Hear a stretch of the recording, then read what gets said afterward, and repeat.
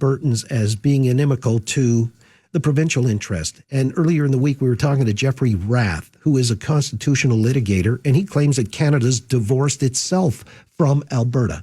I wanted to play it again so you can give a listen. Roll tape. We're so sick and tired of Canada. We were just so happy that Ontario and Quebec rejected Alberta and voted us out of Canada. We're just thrilled with it. Well, tell me how they did that then, the rest of Canada, or at least... They elected a Communist Party of China adjacent, World Economic Forum globalist, who is bent on destroying Alberta as a province and the economy of Alberta as a province. And we're not going to put up with it. So Albertans are done. 64% of Albertans voted the other way.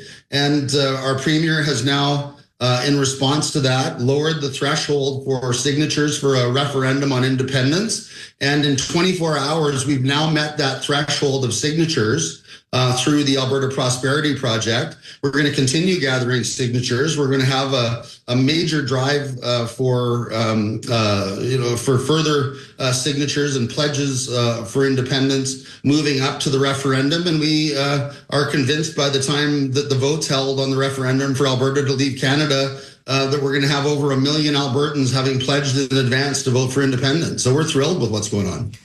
Okay, correct me if I'm wrong. The threshold for at least getting Alberta Premier Danielle Smith to consider moving the process forward has to be, what, 600,000 eligible voters?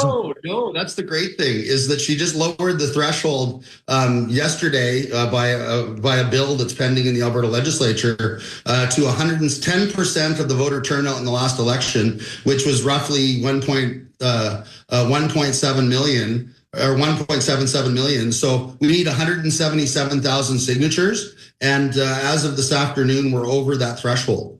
So, and we actually, by the time that legislation passes, we actually think that we're going to be over 600,000 signatures. The APP has had, if I sound really excited, it's because I am, has had 12,500 new volunteers sign up in the last 24 hours, along with an extra 100 and some odd thousand signatures that we've received in the last 24 hours in support of Alberta independence. So we're moving forward, and we're very, very excited about it. All right. So separatist sentiment is rather palpable out in Alberta. Jeffrey Rath is a constitutional litigator, a lawyer out that way.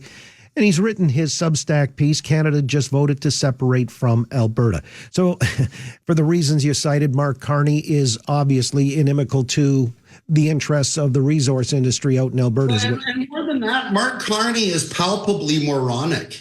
He came to Alberta 3 days before the election and stated publicly, I couldn't believe it, I've watched the video clip now 10 times, that quote unquote, Canada's relationship with the United States is over. America's role as the leading global economy is over. I mean, what kind of idiot would make that statement publicly? It's like waving a little fairy wand in the air and announcing that gravity is over. So, given that I don't see any Albertans floating over their houses like Macy's Thanksgiving Day parade floats, I think gravity is still in place. Our relationship with the United States is going to end up stronger than ever once Alberta votes to leave Canada. And we're going to be more prosperous than ever. We'll have a number of new pipelines going straight south through Montana. And within 3 to 5 years, we're going to double Alberta oil and gas production. And we're going to become the most prosperous, lowest tax jurisdiction in North America. So we're very excited about it. Okay, let me just back up for a second because, look, there's a point saying because of tariffs and Trump, maybe we need to expand our markets and go east, west. Whether or not that comes to be under Mark Carney, is a big if. But not being solely reliant on the U.S., where we're selling your oil and gas at a discount, 25, 30 points off. Maybe the market, in Asia is a better gambit. So I think right now, Alberta, an independent Alberta, has a better chance of getting a new pipeline to Tidewater, but through an agreement with the United States, than we do screwing around within Canada and dealing with British Columbia or the Energy East concept with Quebec blocking us at every turn while having their hand out for the $10 billion a year that they suck out of Alberta.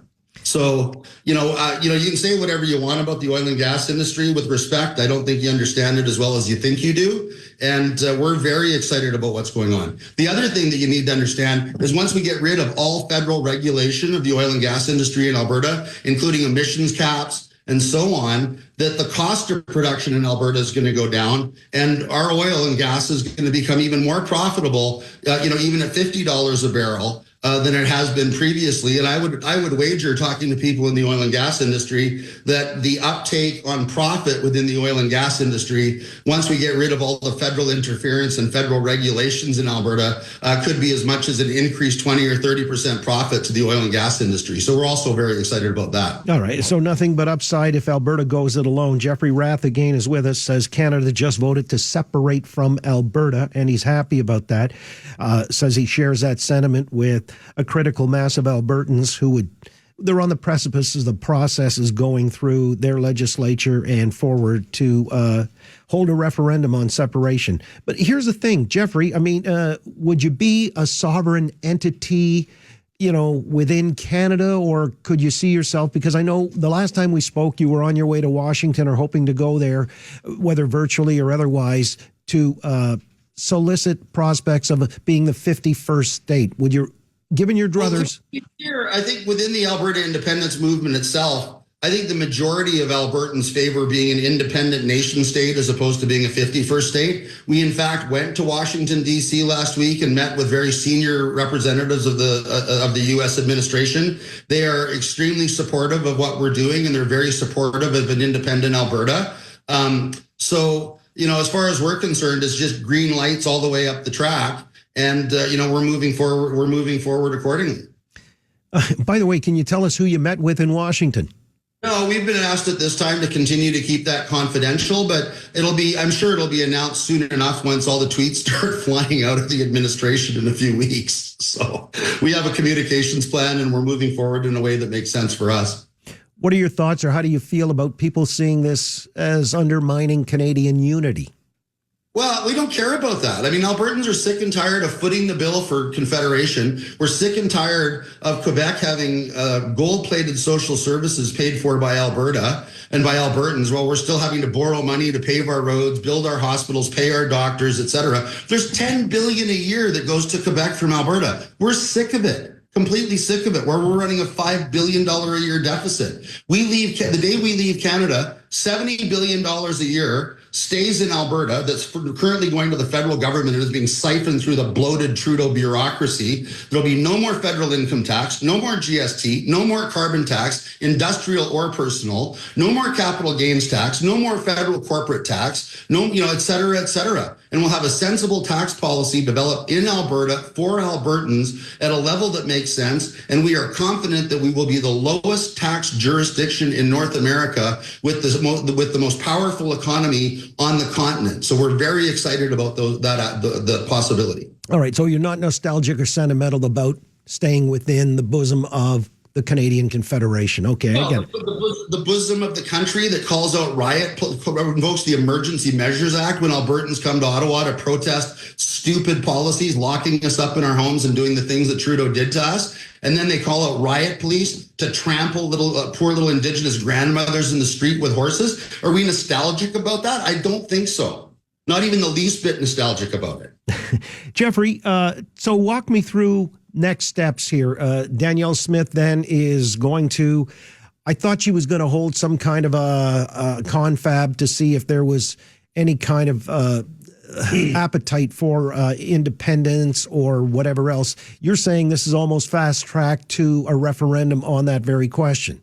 Yeah, I think Danielle has her process. We have ours. Our process just seems to be a bullet train, and her process seems to be on a much slower track. So right now, I have to tell you, the appetite for independence in Alberta is completely overwhelming. We've all been working nonstop around the clock ever since CBC and CTV announced the election results and proclaimed King Carney the new ruler of Canada before votes in Alberta and British Columbia even started to be counted.